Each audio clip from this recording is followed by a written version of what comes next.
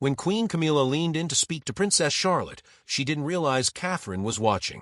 And what happened next changed everything. It had started like any other spring weekend on the royal calendar, planned down to the minute, filled with family obligations, and set against the backdrop of Windsor.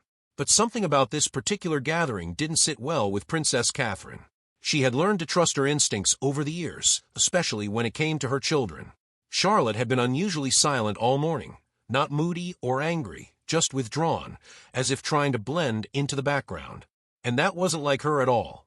The family had gathered at Windsor Castle for a private luncheon, honoring one of the Queen Consort's recent charitable patronages. These moments weren't rare, but they brought together several generations under one roof. Camilla's people, Catherine's family, and often a blend of extended royals who didn't always mix well. Catherine didn't mind these events, but she remained cautious. While Prince William could relax into his role, she had to watch everything. That afternoon, Charlotte had been asked to sit with the younger group of royal cousins in one of the side salons. It was a formal enough setting, but casual by royal standards. The children were expected to behave, make polite conversation, and enjoy their afternoon tea, while the adults mingled in the main hall. Catherine had helped Charlotte into her seat, kissed her forehead, and left the room with a last glance. Nothing seemed off, at least not yet. But something changed later. About 45 minutes into the gathering, Catherine was in conversation with a senior courtier when she saw Charlotte walk past one of the open doors across the corridor. The little girl wasn't crying, but her face had turned pale, her mouth tightly pressed into a line. She looked hurt, not in the scrape-knee sense, but emotionally bruised. Catherine excused herself mid-sentence and followed. She found Charlotte alone at the far end of the hallway, near one of the service doors. Her hands were clasped in front of her, and she was staring at the floor. "What happened?" Catherine asked gently. Charlotte hesitated. "Nothing, Mommy." But Catherine had crouched to her eye level now. "Sweetheart, I know when something's wrong." Charlotte's voice came out quietly. "Granny Camilla said I was showing off. She told me not to speak unless I was spoken to." Catherine blinked. "When did she say that?" "When I told Louis the answer to a question," Charlotte said. "We were just playing a guessing game." But she got annoyed. Catherine didn't reply right away. She pulled Charlotte into a hug and held her there, steady and calm on the outside, but everything inside her had shifted. She had always tried to maintain peace with Camilla, even when their relationship felt like a forced dance. Camilla had her own views on hierarchy and behavior, and while she often masked them with a smile, her tone sometimes gave her away. Still, Catherine had assumed that those jabs and snubs would never extend to her children. But she was wrong. Later that day, Catherine sat beside Charlotte during the family walk through the gardens. Camilla was ahead, walking beside Charles, chatting as if the morning had unfolded without tension. Catherine watched her carefully. Now, it wasn't just a remark. It was the fact that Charlotte had felt the need to hide. After the garden tour, the families regrouped inside. Catherine kept a subtle eye on everything. At one point, Charlotte reached for a second scone at the refreshment table. Camilla turned, glanced down, and said with a half-smile, "Perhaps one is enough, darling.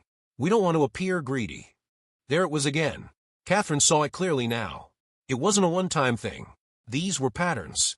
Small moments that didn't seem harsh if taken alone, but added up when directed at the same child over and over.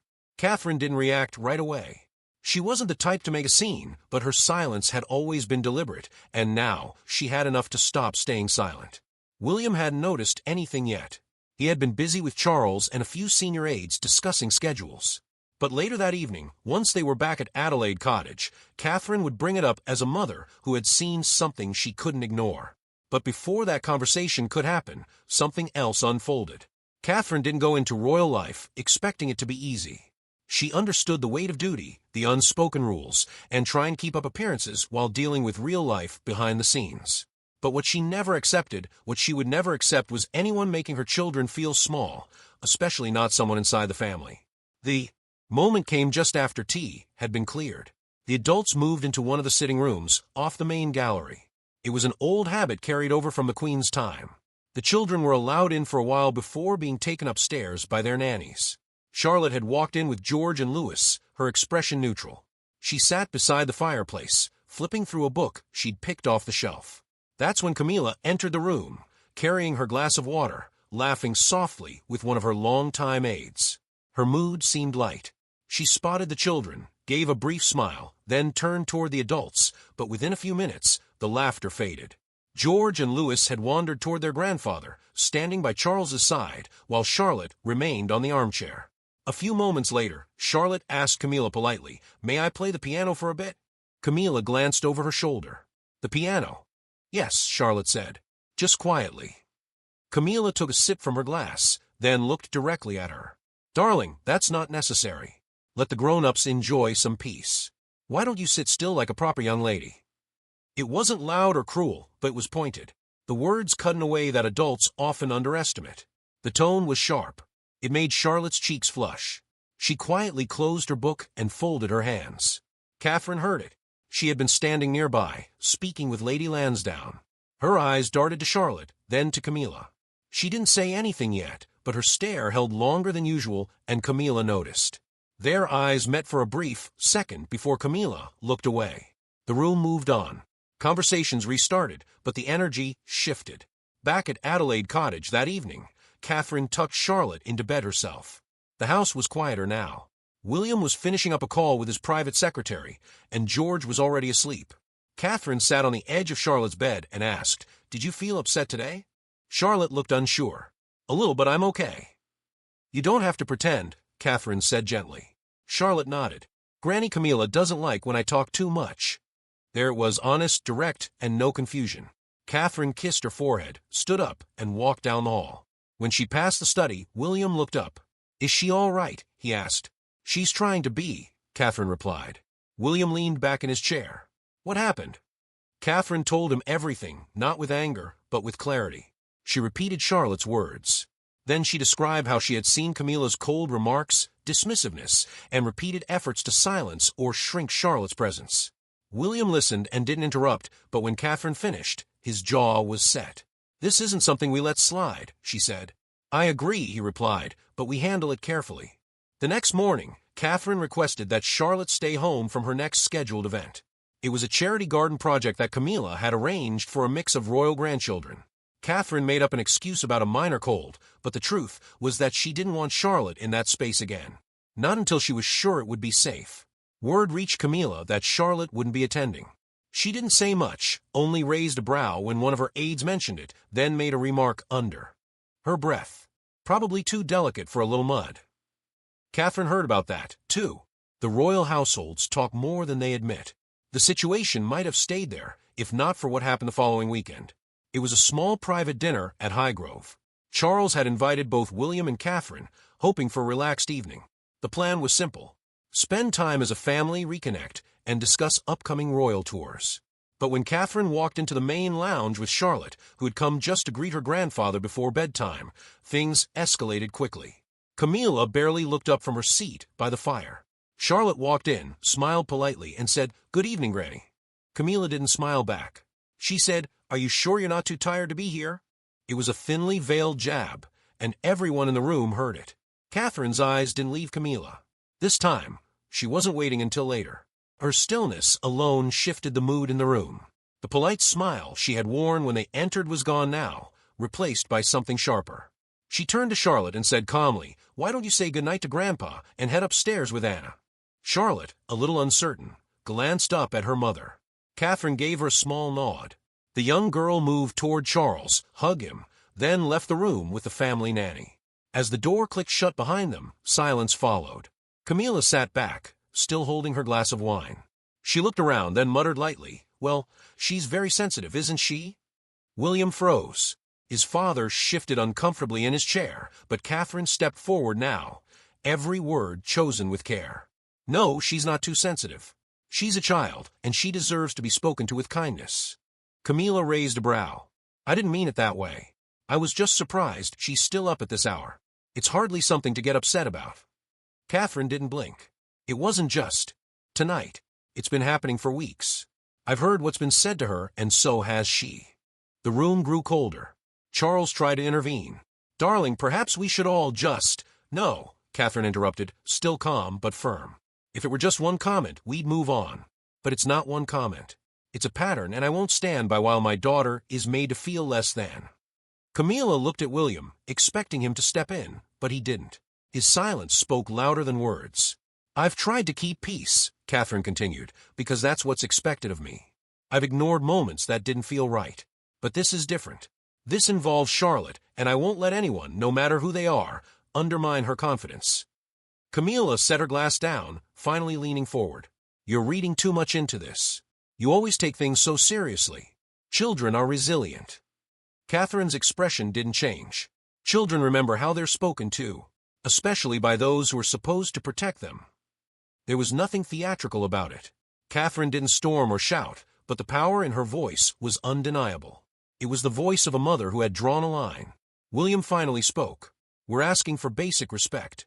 Charlotte hasn't done anything wrong. She's just being herself. That shouldn't be a problem. Camilla looked at Charles, but he was silent now, too. He knew better than to push. Catherine was laying down a boundary. And once she did that, there was no going back. After a tense few minutes, Catherine excused herself and left the room. William followed shortly after. Upstairs, Catherine sat by Charlotte's bedside again. This time, she didn't ask if something was wrong. She just held her daughter's hand.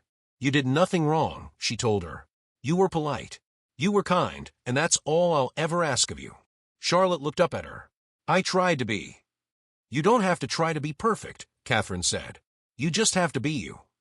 Downstairs, Charles tried to smooth things over by changing the topic. Camilla, though, said little.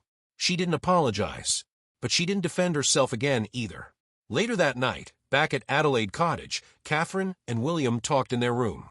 Catherine was still steady, but the day had worn her down. She doesn't need to like me, she said, but she will treat Charlotte with respect. That's non-negotiable.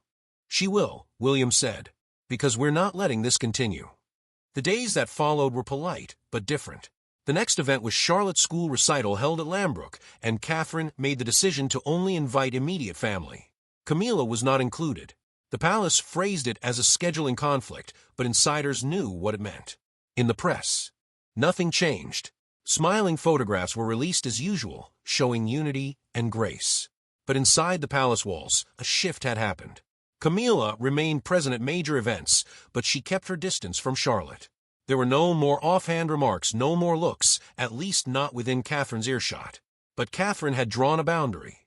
And even in a family built on centuries of hierarchy and deference, some boundaries couldn't be crossed without consequence. Yet things weren't fully settled. Camilla had taken the warning, but she hadn't forgotten it. And the next time the family gathered at Balmoral for the summer, one more moment would push everything to the edge. Balmoral had always been Charles's escape, a place to breathe, to walk, to think without flashing cameras. For decades, it was the late Queen's favorite spot, and the family still respected that rhythm. Every summer they gathered there. It was tradition. But this year, beneath the fresh Scottish air and peaceful countryside, the mood had shifted. Catherine had agreed to come, but with boundaries. She and William brought all 3 children as expected. But Catherine had already told William she wouldn't leave Charlotte alone, not even for a few minutes, not with Camilla again. Everyone arrived staggered over a few days. Charles was the first to greet them at the estate, arms open and cheerful. He adored his grandchildren and looked forward to time with them. Camilla followed a day later, arriving with her usual entourage and carefully selected wardrobe. She had been quiet since the incident at Highgrove. She hadn't spoken to Catherine directly since then, only through short formal exchanges during public engagements. Still, everyone tried to act like nothing had happened. The first few days at Balmoral were calm. Long walks, horseback rides, dinners filled with laughter. Charlotte began to ease up. Catherine saw her slowly returning to herself, chatty at breakfast, running through the fields with George and Louis, even helping one of the kitchen staff bake scones one afternoon. But the moment came when Catherine was in the drawing room with Lady Sarah Chatto and a few aides. William had gone fishing with Charles. The children had been playing in the garden, supervised by 2 staff members. It was the first time since their arrival that Catherine had taken her eyes off them for more than 5 minutes. Then one of the household aides leaned in and said, I believe Princess Charlotte is in the sun room with Her Majesty. Catherine's posture stiffened. She didn't move right away, but the words echoed in her mind. She excused herself without explanation and walked briskly toward the sunroom. As she approached, she heard voices. One was Camilla's, the other was Charlotte's. Catherine paused, listening. We don't always need to speak over others, Charlotte, Camilla was saying. It's important to listen. Sometimes your mommy forgets that, too. Charlotte didn't reply. Catherine opened the door. Camilla looked up, surprised. "There you are," Catherine said evenly. "I was looking for you, darling." Charlotte got up and walked straight to her mother's side. "I was just having a word," Camilla said, her tone light, but with a trace of edge. "I heard," Catherine replied. Camilla raised her brow. "She was only," Catherine cut in, still calm. "She was only being a child, and she doesn't need to be corrected for that every time she speaks." Camilla folded her arms. "I've raised children. I know when a girl's growing too fast for her own good." "She's growing up just fine," Catherine said firmly. "And she'll do so without being made to feel like a problem." There was no shouting, just clarity, the kind that left no room for argument. "I'd like a bit more kindness around her," Catherine added. "That shouldn't be too much to ask." Camilla didn't speak.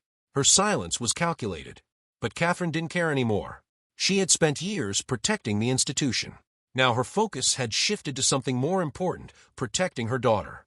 After they left the room, Catherine knelt beside Charlotte in the hallway. "You did nothing wrong," she whispered.